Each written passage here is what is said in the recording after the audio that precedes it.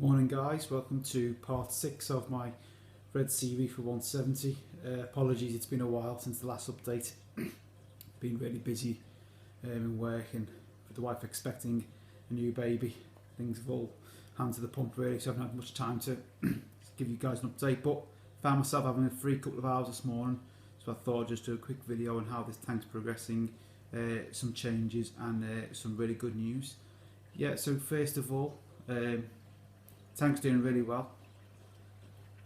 I have finally combated and successfully beaten the cyanobacteria, which has plagued me for pretty much a year. I tried everything, instead of water changes, I tried various phosphate medias, I tried all the treatments like chemically, all worked but all just came back over time. I added extra flow, I literally addressed everything. The one thing I never considered, because I always thought it was fine, was my lighting. As you'll see in my last videos, I use the Max Spec Glaive LED. Not the best LED on the market, it's an entry level LED, but saying that, it's still a reef spec light with the correct spectrum and intensities, etc. So I didn't think it was an issue. But I spoke to my local LFS, Marine Aquatics, over at Aldridge near Walsall. It's a great place if anyone is in the area and doesn't use it. I would highly recommend they go and check it out. Had a good chat with the owner there, Lee, and he said, asked me about my lighting and kind of the intensity and how I have it set, and he basically recommended on what I told him to up the kind of white LEDs within the unit, make the light nice and bright, which really surprised me at first because I thought a bright light would encourage cyano and algae, but he said no, give it a try, and within a week I seen massive improvements on the algae, and then within 2 weeks it's completely gone.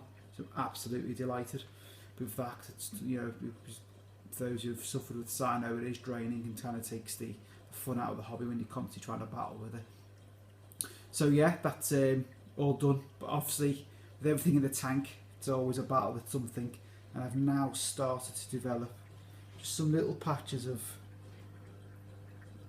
green hair algae, very small, but I'm conscious obviously not to allow that to grow. Not too sure why that's starting to develop. My nitrate test kit is showing me about 1 part per million, which is obviously very good. And my phosphate last time I checked was practically undetectable.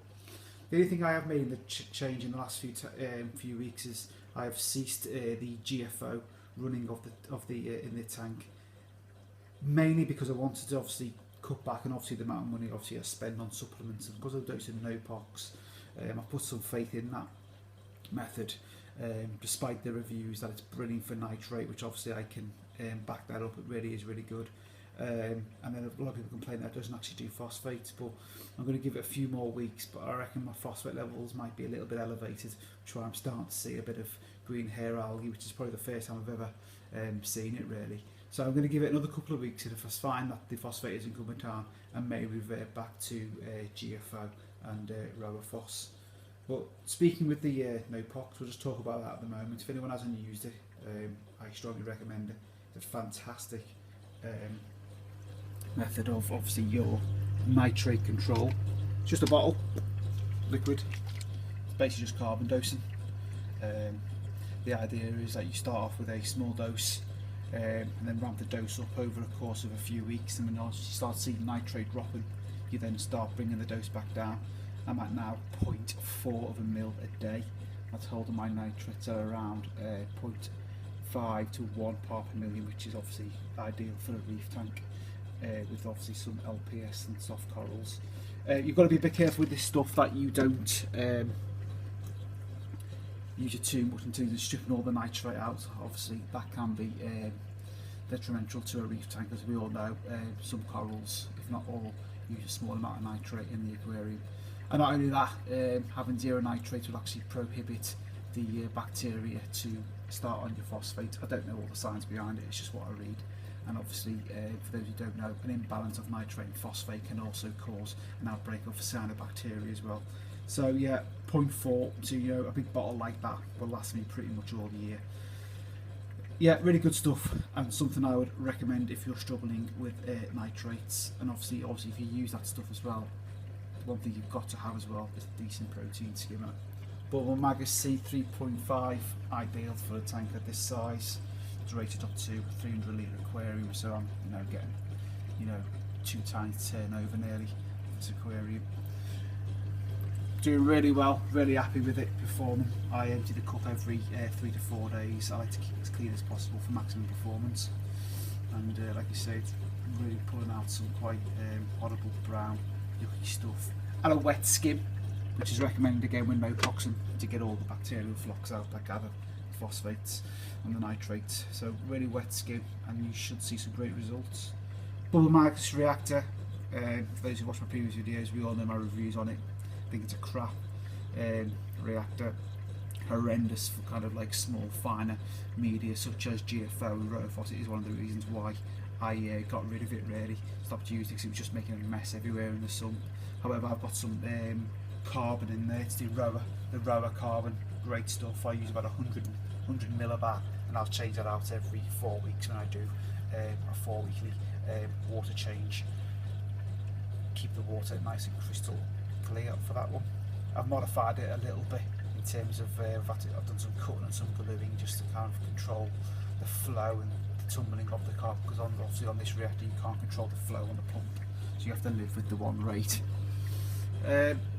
Cables all put away neatly. I basically just used no more nails just to get all the plugs and all the extension leads off the ground, because they were originally in this corner here, but now I got them up there. The ATO, finally found some rhythm with it now. I'm finding that I'm topping it up every 3 days, and I'm probably cleaning the filter sock probably every 3 days as well. They can clog up. Not really an issue in these systems because it's designed that when it does clog up, the water just comes straight over the top anyway. Okay, back to the tank. So nothing really much to add since the last update, just the one new coral. This Duncan coral here, lovely coral. I've had my eye on a Duncan for quite a while. This is a double head one. I think I picked it up for £10, so a really good bargain there. I'm hoping that'll grow and kind of cover that rock that it sat on there. Made some few adjustments with the rock work, moved this finger leather coral up higher up. He seems to be loving it up there now with the higher flow and obviously the more intense light. Zoanthids are just growing. I bought that with about 5 heads on it. There's about 20 on there now, so I'm hoping that will continue to grow. Mushrooms kind of under this ledge really, lower light, which they seem to obviously prefer, and obviously some blue mushrooms here, which again just seem to be spawning and reproducing like mad. I'm hoping again that whole rock in time to come will just be covered with some beautiful mushroom corals. So Fovea down here, look, doing really well, starting to encrust on that rock now, starting to grow over it, which again obviously the plan there is to obviously cover that bottom part of that rock with that coral. This is the stump from the finger leather coral that's up here. I actually sliced it in half. I'm hoping over time that will grow into a new leather coral and obviously find a new home in the tank for it somewhere. Fish wise, chorus wrasse, little yellow one, lovely little wrasse. He was getting picked on at first when he first went in the tank, probably about 4 weeks ago, by the peacock wrasse, but they seem to get on really well now and seem to see no bother with each other. So yeah, the pump you can see up in the left hand corner, not the best looking thing in the tank, basically an old return pump. I added that when I was battling the cyano for more flow. I'm going to leave it in there for now. My future plans are to add obviously a better pump. I have 3 pumps running all with the flow, one in that corner, one there, and obviously that one. These 2 black ones aren't particularly powerful. You can't even tell there's any water moving really when that big one in the top left turns off. But I think towards the end of the year, maybe for a Christmas present, I'm going to try and convince the missus to buy me the Jaya 130, and that'll be my sole kind of flow pump in the tank really, just to get rid of all these cables and free up some plugs down below. That's what I would like to do, but in the moment I'm just going to have to leave this big grey one up there. That syncs in with the timer that I have on the light, so the lights run from about midday till about 8 o'clock, or when I'm not working late and I'm home on earlies, I like to bring the light on at 10, and then so they go off at 6, so I can enjoy the tank for a couple of hours in the morning before I go to work. But yeah, 8.5 hours I look to put the lights on, no more for really. I think that's fine. I know some people run them for a bit longer than that, 10, 12, but because my light can't really ramp up and ramp down in terms of intensities, it's pretty much on for 8 hours at kind of 60-70% intensity, which seems to be working fine for my tank. Maintenance wise, I don't really stick to nothing structurally. The only thing I obviously do religiously is my 20% bi-weekly water change, which I am looking to maybe go. I'm going to try and see if I can do one water change once a month and incorporate some obviously dosing of trace elements within that month to keep obviously the water quality up for the corals. You know, I'm not doing water changes on the intentions of kind of like nutrient reduction, because obviously I'm no pox dosing, which is keeping everything low, and obviously I'm using a skimmer and I'm using carbon, so I'm confident I'm keeping all the bad stuff in the tank low. 20% water change isn't really going to, you know, if that was my main nutrient export, you need to be doing 50-60% water change, but because that's not my intention, my idea of, for me, water changes are to replace the trace elements. But I'm going to start dosing some Salifert trace hard, obviously some calcium and pH, some carbonate hardness and pH buffer, obviously some calcium. I try and dose once or twice a week just to keep my levels quite high. I'm going to see if I can stretch out the water changes to every 4 weeks. If I find that the algae starts, you know, picking up and things aren't doing well, I'll revert back to the 2 weekly water change. But I'm just looking to see what I can reduce in terms of like cost and kind of like time really.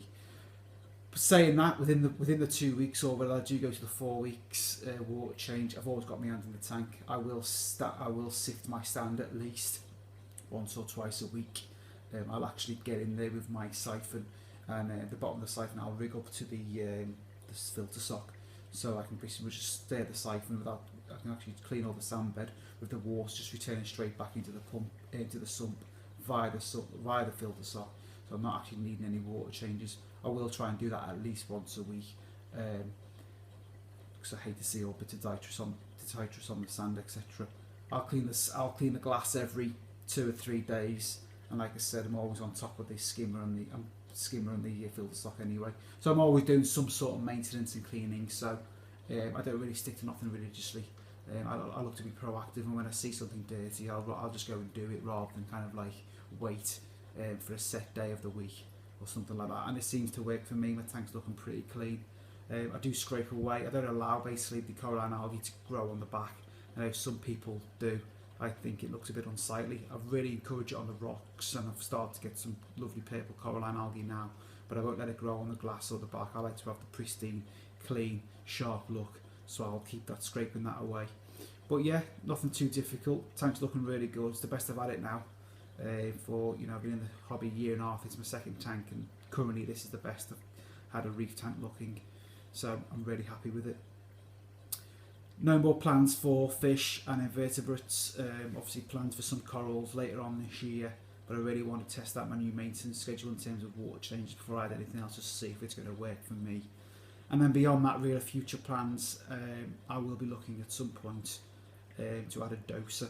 I would love to have an automatic dosing piece of equipment into this tank to dose my trace elements, my no-pox, and obviously calcium and alkalinity. For those who dose no-pox, it needs to be done every day, and obviously being a family man, there are times where I'm going to go on holiday and not be here, so I'm going to look into the options for dosing pumps. They're not particularly expensive nowadays. You can pick up a decent one for about 100-150 quid, so that, again, that's something that's probably going to be on my my Christmas list. But yeah, thanks for tuning in, lads, guys, girls. It's just a quick update really on the tank. Please subscribe, hit that like button, add any comments if anyone wants any advice on what I'm doing, or any tips for those who have a red CV for 170, or those who are interested in getting one. Drop a comment, and obviously I'll reply to you and give you the best answer I can. But yeah, cheers folks, see you all soon.